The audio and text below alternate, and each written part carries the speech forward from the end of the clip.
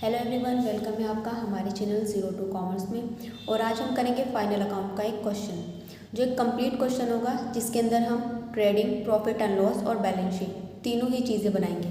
तो ये एक ट्रायल बैलेंस दिया गया है, इस ट्रायल बैलेंस से हम बनाएंगे फाइनल अकाउंट। फाइनल अकाउंट में सबसे पहले हम बनाते हैं ट्रेडिंग अकाउंट। तो जितनी भी ये चीज़ें दी गई हैं इसमें हमें पता होना चाहिए कि ट्रेडिंग अकाउंट में क्या क्या चीज़ें आएंगी। तो सबसे पहले हम उन चीज़ों पर टिक करेंगे जो ट्रेडिंग अकाउंट में आएंगी।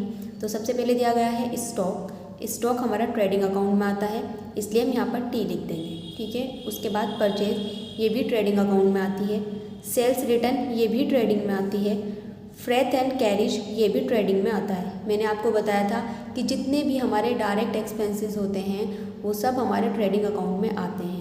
जो माल को खरीदने में जितने भी खर्चे आते हैं वो सब हमारे डायरेक्ट एक्सपेंसेस होते हैं। तो फ्रेट एंड कैरिज एक डायरेक्ट एक्सपेंसेस है। उसके बाद जो वेजेस है वो भी डायरेक्ट एक्सपेंस है। और उसके बाद दी गई है सैलरी, ये हमारा इनडायरेक्ट एक्सपेंसेस होता है जो पीएनएल अकाउंट में आएगा, इसलिए हम इसे भी छोड़ देंगे। उसके बाद रिपेयर्स है। उसके बाद ट्रेड एक्सपेंसेस दिए गए हैं, ये भी हमारे इनडायरेक्ट एक्सपेंसेस हैं। इसके बाद क्वेश्चन में नीचे दिया गया है रेंट एंड टैक्स, ये भी नहीं आएगा। कैश इन हैंड, जितनी भी चीज़ें कैश से रिलेटेड होती हैं, जैसे कैश है, बैंक है, बिल्स रिसीवेबल हैं, डेटर्स हैं, प्लांट एंड मशीनरी है, ऐसी चीज़ें जिनसे हमें पैसा मिल सकता है, तो वो सारी चीज़ें आती हैं हमारी संपत्तियों में, वो सारी हमारी एसेट्स मानी जाएंगी। तो ये सारी जो चीज़ें हैं ये आएंगी बैलेंस शीट में, तो इन्हें भी नहीं लिखेंगे। इसके बाद ड्राइंग्स दी गई है और नीचे बैंक डिपॉजिट दिया गया है, ये भी इसमें नहीं आएगा। तो बाकी की चीज़ें हम छोड़ देंगे, हम ट्रेडिंग अकाउंट में लिखेंगे जिन पर मैंने टी बनाया है। तो सबसे पहले हम इन चीज़ों को लिखेंगे, जिसमें मैं आपको बताऊंगी कि जो स्टॉक होता है वो दो होते हैं, मैंने आपको पहले भी बताया था। 1/4/2019 इसके सामने डेट दी गई है, तो ये जो स्टॉक होगा ये हमारा ओपनिंग स्टॉक होगा। और ओपनिंग स्टॉक जो होता है वो ट्रेडिंग अकाउंट के टू वाली साइड यानी डेबिट साइड में आता है, तो ये स्टॉक डेबिट में जाएगा। और इसके अलावा जो दूसरा स्टॉक होगा क्लोजिंग स्टॉक जिसे कहते हैं, वो ट्रेडिंग अकाउंट के बाय वाली साइड में जाएगा। इसमें 1 तारीख लिखी हुई है, इसलिए इस स्टॉक को हम ओपनिंग मानेंगे। और जो स्टॉक 15 तारीख के बाद से जो शुरू होता है वो स्टॉक हमारा क्लोजिंग में आता है।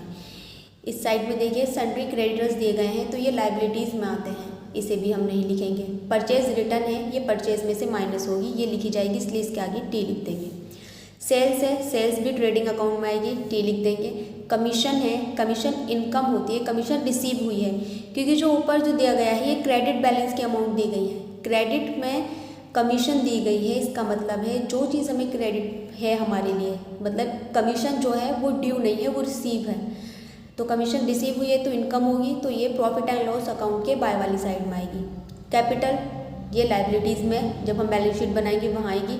इंटरेस्ट ऑन बैंक डिपॉजिट, जो हमारी बैंक में पैसा जमा है उस पर जो हमें ब्याज मिला है, इंटरेस्ट रिसीव हुआ है हमें, तो वो भी हमारे लिए इनकम है, तो ये आएगा प्रॉफिट एंड लॉस अकाउंट के बाय वाली साइड में।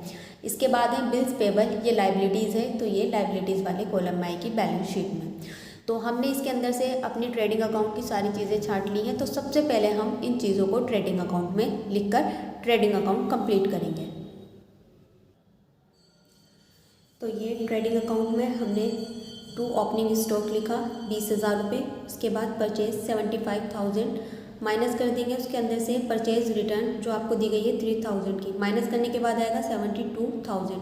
उसके बाद फ्रेट एंड कैरीज दी गई थी 7,500। उसके बाद वेजिस 36,500। और फिर हमने बाय में लिखा बाय सेल्स, और सेल्स रिटर्न उसमें से माइनस करके 2,42,000। और क्लोजिंग स्टॉक दिया गया था क्वेश्चन में 25,000 का। तो इसके बाद हम टोटल करेंगे, टोटल करना और प्रॉफिट निकालना मैंने आपको सिखाया था। इस साइड का टोटल हमारा 2,67,000 आ रहा है, और इस साइड का जो हमने टोटल किया था उसमें 2,67,000 होने में 1,31,000 की कमी थी।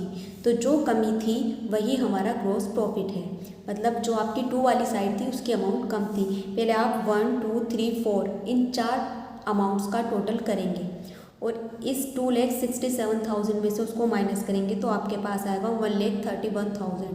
तो ये हो जाएगा ग्रॉस प्रॉफिट। अब ये जो ग्रॉस प्रॉफिट होगा ये मैंने बताया था आपको कहाँ ट्रांसफ़र होगा, प्रॉफिट एंड लॉस अकाउंट में। तो अगर ये 2 वाली साइड में निकला है तो प्रॉफिट एंड लॉस अकाउंट में ये बाय वाली साइड में जाएगा, और अगर बैलेंस इधर निकलता है तो ये वाला बैलेंस जो होता है वो टू वाली साइड में ट्रांसफ़र होता है। तो हम इसके लिए अलग से कॉलम नहीं बनाएंगे, हम ट्रेडिंग के नीचे ही प्रॉफिट एंड लॉस अकाउंट को स्टार्ट कर देंगे। यहाँ पर जो आपका ट्रेडिंग अकाउंट कंप्लीट हो रहा है, यहाँ पर आप डबल लाइन कर दीजिए और जो आपका ग्रॉस प्रॉफिट निकला है उसको आप यहाँ बाय में लिख देंगे। बाय ग्रॉस प्रॉफिट और BD लिख देंगे ब्रॉट डाउन, यानी जो यहाँ का जो शेष था, यहाँ का जो बैलेंस था उसको हम आगे ले आए। तो यहाँ लिखेंगे 1,31,000। और अब चलते हैं क्वेश्चन में, और क्वेश्चन में हम देखेंगे कि क्या क्या चीज़ें हैं जो प्रॉफिट एंड लॉस अकाउंट में आती हैं। तो ये रहा क्वेश्चन। अब जिस पर हमने T लिखा था, अब इससे तो हम ट्रेडिंग अकाउंट बना चुके हैं, तो इन्हें अब हम नहीं लिखेंगे। उसके बाद जो चीज़ें बचती हैं उसमें हम देखेंगे कि प्रॉफिट एंड लॉस अकाउंट में क्या क्या आएगा। तो ये तो सब हो चुका है। यहाँ पर है सैलरी आएगी प्रॉफिट एंड लॉस अकाउंट में, तो हमने यहाँ P बनाया है। रिपेयर्स भी आएगा और ट्रेड एक्सपेंसेस भी आएंगे। इसके बाद दिया गया है रेंट एंड टैक्स, ये भी आएगा। और इधर सैंड्री क्रेडिटर्स दिए गए हैं, ये नहीं आएगा, ये आ चुका है। कमीशन ये आएगी प्रॉफिट एंड लॉस अकाउंट में। कैपिटल नहीं आएगी। इंटरेस्ट ऑन बैंक डिपॉजिट ये आएगा और बिल्स पेबल इसमें नहीं आएगा। और बाकी चीज़ें इसके अंदर दी गई हैं। कैश इन हैंड ये भी नहीं आएगा, ये भी नहीं आएगा और ये भी नहीं आएगा। बाकी जो इसमें चीज़ें दी गई हैं ये सब बैलेंस शीट में आएंगी। तो जिन पर हमने P लिखा है वो है 1, 2, 3 एंड 4। ये 4 तो एक्सपेंसेस हैं जो 2 वाली साइड में लिखे जाएंगे। और उसके बाद कमीशन और इंटरेस्ट ऑन बैंक डिपॉजिट ये जो दिया गया है, ये दोनों हमारी इनकम्स हैं, तो इन इनकम्स को हम बाय वाली साइड में लिखेंगे। तो यहाँ पर हमने सैलरीज लिख दी है 12,000 की, रिपेयर्स हैं 1,200 के, और ट्रेड एक्सपेंसेस हैं 4,000 और 2 रेंट एंड टैक्सेस हैं 24,000 के। बाय में हमारा ग्रॉस प्रॉफिट आ गया था। उसके बाद कमीशन थी, कमीशन हमें रिसीव हुई थी, ये इनकम है इसलिए बाय वाली साइड में आएगी। Bye interest on bank deposit पे जो इंटरेस्ट था वो था 2,000 का। तो अब हमने ये लिखा है, अब हम इस साइड का टोटल और इस साइड का टोटल करेंगे। टोटल करने के बाद जो अमाउंट ज़्यादा होगी उसे दोनों साइड लिखेंगे, और जिस साइड की अमाउंट कम होगी उसे हम ज़्यादा वाले टोटल में से माइनस करके जो बैलेंस निकलेगा वही प्रॉफिट या लॉस होगा। अगर ये साइड कम होगी तो हमें प्रॉफिट होगा, और अगर ये साइड कम होगी तो हमें लॉस होगा। तो अब इसका टोटल करते हैं। तो यहाँ पर जो टोटल आया है 1,36,300। इस साइड का टोटल ज़्यादा है, इस साइड का टोटल कम था। जब हमने इस साइड के टोटल में से इन 4 अमाउंट का टोटल माइनस किया तो बैलेंस निकल कर आया 95,100, जो हमारा नेट प्रॉफिट हुआ। अब ये जो नेट प्रॉफिट होगा वो ट्रांसफ़र होगा ट्रांसफ़र टू कैपिटल अकाउंट। अब हम बैलेंस शीट बनाएंगे। बैलेंस शीट में जहाँ कैपिटल आएगी वहाँ पर ये प्रॉफिट प्लस हो जाएगा। यहाँ फिर हम अपने क्वेश्चन पर वापस आते हैं। इसमें जिस पर T और P लिखा हुआ है वो सब हम कर चुके हैं। जो बाकी अमाउंट्स बची हैं वो सब बैलेंस शीट में आएंगी। तो अब बैलेंस शीट में भी 2 साइड होती हैं, लायबिलिटीज़ की और एसेट्स की। तो लायबिलिटीज़ में क्या आएगा और एसेट्स वाली साइड में क्या आएगा उस पर हम टिक कर लेते हैं।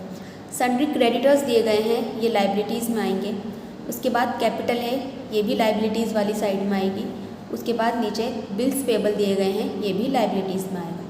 तो इस साइड में 1, 2, 3 ये 3 अमाउंट लायबिलिटीज़ वाली साइड में आएंगी। और इस साइड में देखते हैं, यहाँ हम सब कर चुके हैं। लास्ट में यहाँ हमें दिया गया है कैश इन हैंड, ये एसेट्स वाली साइड में आएगा। बिल्स रिसीवेबल ये भी एसेट्स में आएगा। डेटर्स भी इसी में आएंगे। प्लांट एंड मशीनरी भी उसी में आएगी। ड्राइंग्स भी, जो ड्राइंग्स है ये जो हमारी ड्राइंग्स होती है, जो निजी व्यय के लिए हम कुछ पैसा निकालते हैं उसको ड्राइंग्स कहते हैं। अपने पर्सनल यूज़ के लिए अगर हम कुछ निकालते हैं तो ये लायबिलिटीज़ में आएगा। लेकिन ये लायबिलिटीज़ में इसलिए आएगा क्योंकि ये एसेट्स में आता है, ये डेबिट वाली साइड में आता है, ये डेबिट का बैलेंस होता है। लेकिन जो ड्राइंग्स होती है वो कैपिटल में जब हम नेट प्रॉफिट प्लस करते हैं उसमें से माइनस होता है, तो इसलिए ये हमारा आएगा लायबिलिटीज़ में। लेकिन ये क्या होगा, उसमें से माइनस होगा। उसके बाद बैंक डिपॉजिट है, ये हमारा एसेट्स में आएगा। लास्ट में नीचे क्लोजिंग स्टॉक दिया गया है जो हमारा ट्रेडिंग अकाउंट में भी आया था और ये बैलेंस शीट में भी आता है। जब क्लोजिंग स्टॉक इस तरह से ट्रायल बैलेंस के नीचे दिया गया होता है अलग से, तब ये क्लोजिंग स्टॉक दो जगह पर आता है, ट्रेडिंग अकाउंट की बाय वाली साइड में और बैलेंस शीट की एसेट्स वाली साइड में। लेकिन अगर ये क्लोजिंग स्टॉक ट्रायल बैलेंस में ऊपर दिया गया होता तब ये स्टॉक बैलेंस शीट में नहीं आता। तो अब बैलेंस शीट बनाते हैं।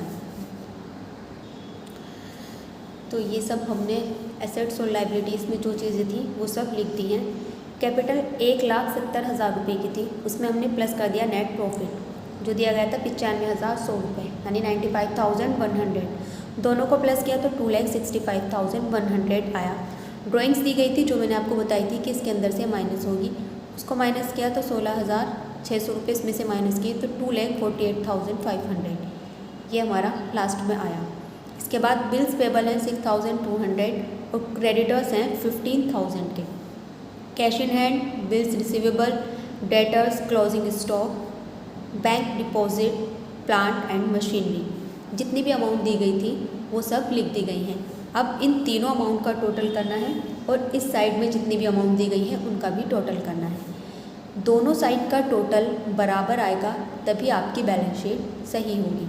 तो आप भी ये टोटल करके देखिए और देखिए आपकी दोनों साइड का टोटल बराबर आता है या नहीं।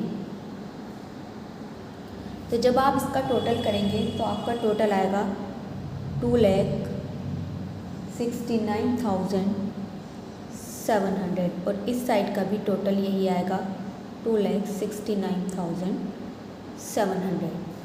तो ये क्वेश्चन इस तरह से कंप्लीट हो गया।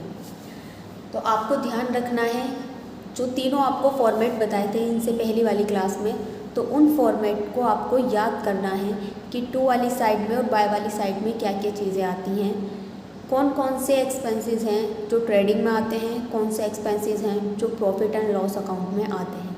जब आपको वो सारी चीज़ें याद हो जाएंगी तो कोई भी क्वेश्चन आपको हार्ड नहीं लगेगा। तो ये फाइनल अकाउंट का चैप्टर यहाँ कंप्लीट होता है। नेक्स्ट वीडियो में हम स्टार्ट करेंगे एडजस्टमेंट। एडजस्टमेंट क्या होती है? पहले आपको ये नॉर्मल क्वेश्चंस कराना इसलिए ज़रूरी था क्योंकि आपको पता होना चाहिए कि फाइनल अकाउंट कैसे बनाया जाता है। उसके बाद ही हम एडजस्टमेंट स्टार्ट करेंगे। फाइनल अकाउंट के क्वेश्चन में ही नीचे कुछ एडजस्टमेंट दी जाएंगी, वो किस तरह से एडजस्ट होंगे वो हम नेक्स्ट क्लास में सीखेंगे। चलिए तो अब मिलते हैं हम अपनी नेक्स्ट क्लास में।